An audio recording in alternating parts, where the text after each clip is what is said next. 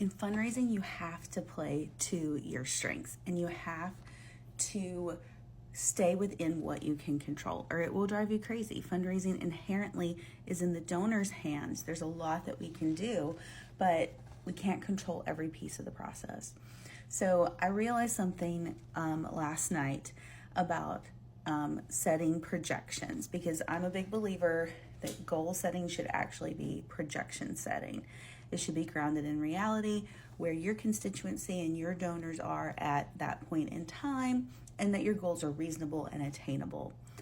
So what I realized was I've always talked about, you set projections based off of guesstimates about past performance, how your past segments have performed, and then you're also making educated guesses about what you can attain in terms of how you've changed your strategy or improved since those past performances. But what I've never articulated in about 10 years of teaching this methodology is that you want to overestimate or go up from the historic performance in the areas that you can control, and you want to underestimate the performance of areas you can't control. That way, if they come in above what you're estimating bonus, you're getting a little lift in your year-end goal, in the ultimate goal of your fundraising. But you're not putting all your eggs in that basket that's outside of your control. So for instance, if you're talking about phone-a-thon fundraising, contact rate is largely out of your control by the time the data hits the call center.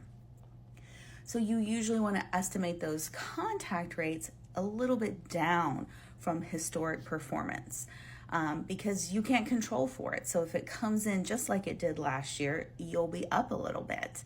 But then you want to estimate the things that you can control, like average gift, what you suggest in your ask amounts in a direct mail piece or on the phone or in a direct ask.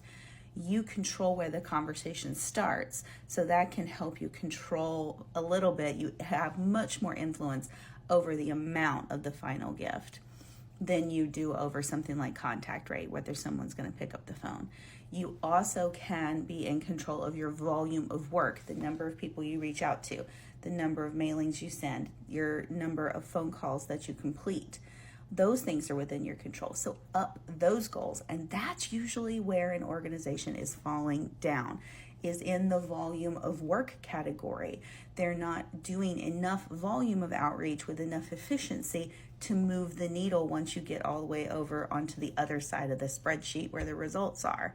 So overestimate the areas that you are in control of, underestimate the areas you're not in control of, and then if they come in at past performance or better, you're going to get a lift, and it's going to be a little easier to reach your goal.